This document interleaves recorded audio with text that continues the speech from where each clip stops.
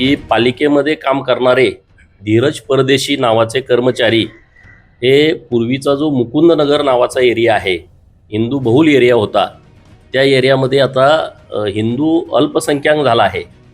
त्यांच्यावरती दबाव आणणं, त्यांना त्रास देणं, त्यांना हॅरॅश करणं, तिथून त्यांना हुसकावून लावणं आणि आज त्या परिसरामध्ये सरकारी कामासाठी गेल्याच्या नंतर त्याच्या डोक्यावरती भगवा टिळा आहे. म्हणजे पुलवामामध्ये धर्म विचारून लोकांना गोळ्या घातल्या.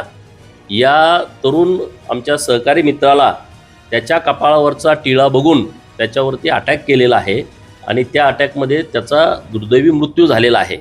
आणि म्हणून मी आज अहिल्यानगरमध्ये आलो आहे.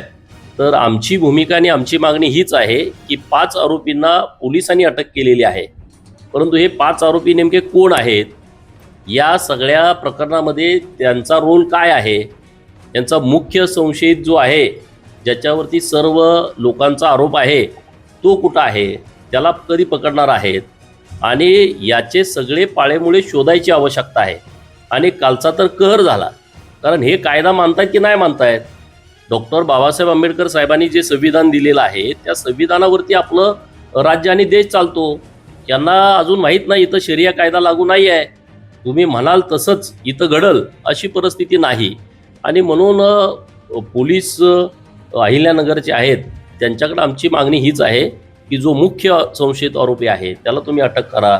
जी लोक तुम्ही अटक केलेली आहेत त्यांचा रोल काय आम्हाला कळू द्या, त्यांची नावं आम्हाला कळू द्या.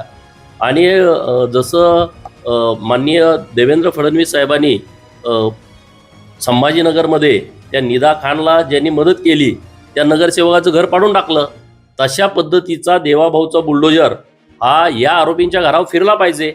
कारण आज आमचा हा परदेशी सहकारी आमचा आज इथं हयातच नाही आहे. मग अशी मस्ती करणारी जी लोक आहेत त्यांना त्यांची जागा दाखवली पाहिजे.